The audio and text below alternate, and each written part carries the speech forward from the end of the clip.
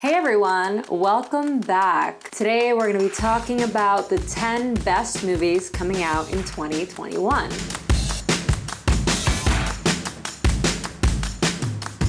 Disclaimer, they are the best by my standards. I'm basing my decisions on what we know about the cast, director, writer, basically anyone who's behind the project, as well as what we know about the storyline and, of course, the trailer, if there is one. A young girl passionate about fashion design is mysteriously able to enter the 1960s where she encounters her idol, a dazzling wannabe singer. But 1960s London is not what it seems, and time seems to fall apart with shady consequences. Interesting. We're working with a little bit of time travel here. I do also know that this is Edgar Wright's first full horror movie. Honestly, I would watch any Edgar Wright film, like any Edgar Wright movie coming out on any given year is going to be in my top 5 list for that year. It's almost inevitable. If you're not familiar with him, he also did Scott Pilgrim, Hot Fuzz, Shaun of the Dead, Baby Driver. I'm particularly excited for Last Night in Soho because Wright is working with the editor from Scott Pilgrim. And Scott Pilgrim is essentially a masterclass in editing.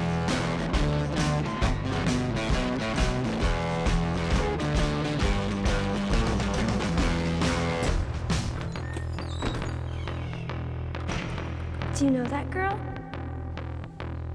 Scott! What? Wright is also working with cinematographer Chung Hoon Chung, who was the cinematographer on the set of 2003's Old Boy. I mean, that is one of the most visually stunning movies ever made. Tarantino himself said Old Boy is the movie he wishes he had made, just to put it into perspective. Anyway, I'm really excited to see Edgar Wright venture into a new genre. It seems like it's really, for the most part, on a more serious horror note.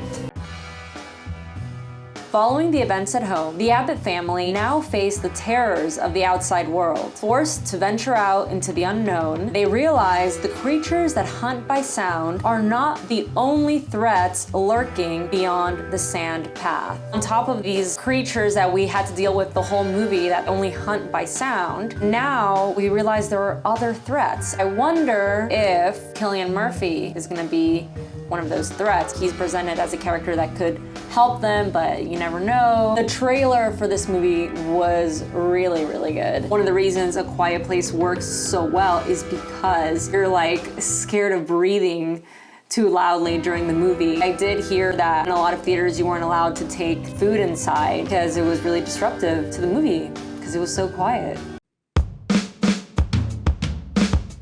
This is a documentary about the music group, the Beatles, featuring in-studio footage that was shot in early 1969 for the 1970 film Let It Be. I'm a huge documentary fan. This one shows the recording of the Let It Be album, which was originally going to be called Get Back.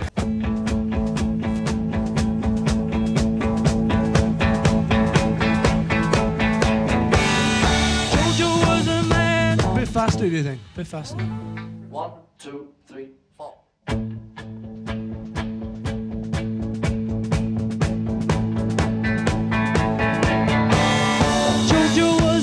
Jackson's aim with this film is to show that, unlike popular belief, there actually wasn't as much animosity between the Beatles, especially during the recording of this album. This documentary is going to feature a lot of behind-the-scenes footage, a lot of live performances. So here we are.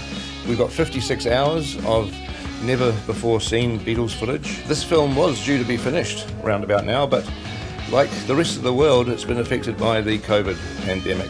Back in the day, apparently, the Beatles tried to purchase the rights to the Lord of the Rings movies. They wouldn't sell the rights to them, and I think it's funny, Peter Jackson ended up directing the Lord of the Rings trilogy. He is now directing a film about the Beatles, who wanted to make a film about the Lord of the Rings. It was made by Peter Jackson. Okay, we get it. All right.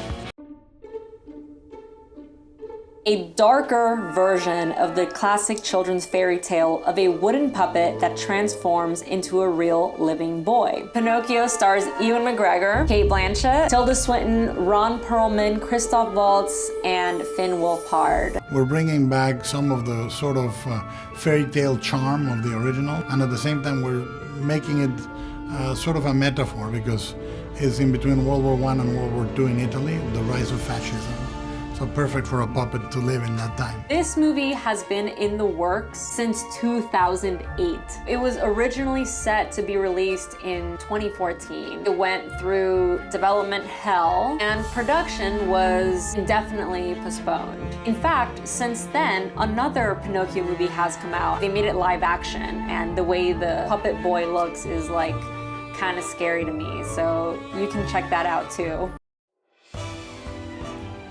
Brad Pitt plays a downfallen silent film actor during the rise of the talkies. Sound familiar? Then you probably watched 2011's The Artist. Damien Chazelle, I am constantly impressed by his work. I think he has a really interesting style. All of his stories, no matter how big they are or even what they're about, always feel incredibly personal. I think he's a very, very smart, very passionate director, passionate about his work and about the heart of the story in particular. Really nice to see that, especially in such big productions. This is an adaptation of the 1957 musical West Side Story. It explores forbidden love and the rivalry between the Jets and the Sharks, two teenage street gangs of different ethnic backgrounds. Directed by Steven Spielberg, starring Ansel Elgort as Tony, and Rachel Ziegler as Maria. Ansel Elgort from Baby Driver, directed by Edgar Wright. Okay, connection. Rachel Ziegler is a fresh face, virtually unknown. They had an open casting call, and she submitted a video of herself singing. Out of, I think, 30,000 people, she got the role, so she must be pretty damn good.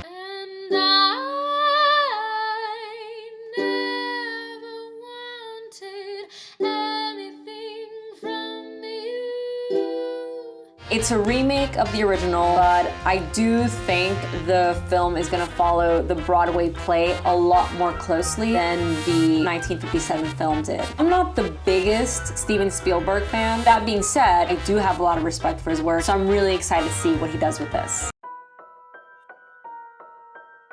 A spiritual sequel to the horror film Candyman that returns to the now gentrified Chicago neighborhood where the legend began. Directed by Nia DaCosta, co-written and produced by Jordan Peele. The only previous work I could find, feature film I could find from DaCosta was a movie called Little Woods, which I haven't seen, but I do know that she is also directing Captain Marvel 2, so that's pretty cool. One of the issues with the original Candyman was that he was terrorizing the streets of Cabrini Green, a predominantly black area. Location manager Nick Rafferty said it's about the juxtaposition between rich and poor and how capitalism drives wedges through communities left and right. Really excited to see what they do with this. It'll be interesting because Peele isn't directing it, but he is heavily behind the project, and if he trusts DaCosta as his director for such a huge project as Candyman, then I trust her too.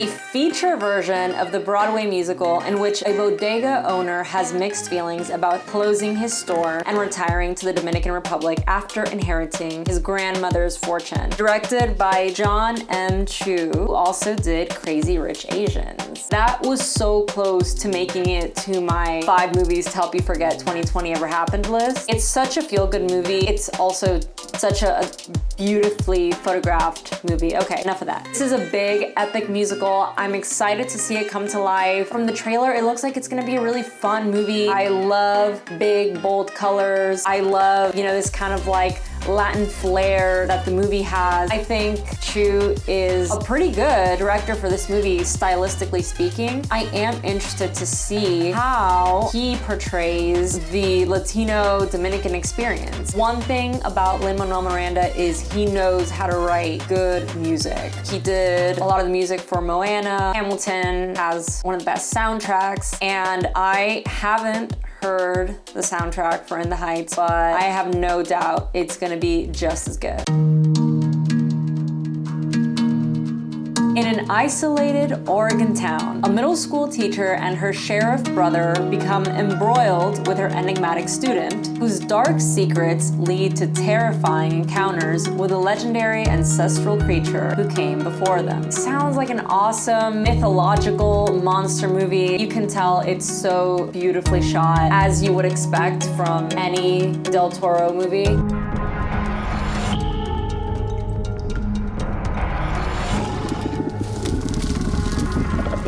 We know if Guillermo del Toro is behind a monster movie, there's like a 99% chance it's gonna be pretty good. A feature adaptation of Frank Herbert's science fiction novel about the son of a noble family entrusted with the protection of the most valuable asset and most vital element in the galaxy. Really big star-studded cast. You have Timothée Chalamet, Zendaya, Oscar Isaac, Jason Momoa, Dave Bautista, Javier Bardem, and there's more, but that's, you know. Dune is notorious for being a really tough book to adapt. David Lynch tried to do so in, I think, 1986? 1984. I'm really excited to see his take on this movie. He really set it up. He said it's the best movie he's ever made. I think he is really the perfect director for this movie. This kind of sci-fi world is something that I can see so much more associated with Villeneuve than with Lynch. I read the novel when I was younger. It had a huge impact on me. If there's anybody out there who could do it, it's Denis Villeneuve. It is going to be released in HBO Max and in theaters, presumably they're open, which Villeneuve has a huge problem with. He actually penned an essay about why that is such a bad idea, and I think he makes a really valid point. Him and his team have been working tirelessly for 3 years on this project, and everything they've done has been so that it can be enjoyed in theaters. It is absolutely meant to be seen on a big screen. So when he found out it was going to be released HBO Max the same day, it basically shits on everything you just worked on, and not just for him, but for his team too. So I feel a lot of it was him speaking on behalf of them. I am linking Villeneuve's essay down below as well, so check it out in the description. That's the top 10. What movies are you guys looking forward to that maybe I didn't mention on my list? Are you particularly excited about any of the movies that I did mention on my list? Thank you so much for watching. Hit that subscribe button, hit that like button. Hope you enjoyed this video, and I will see you next time.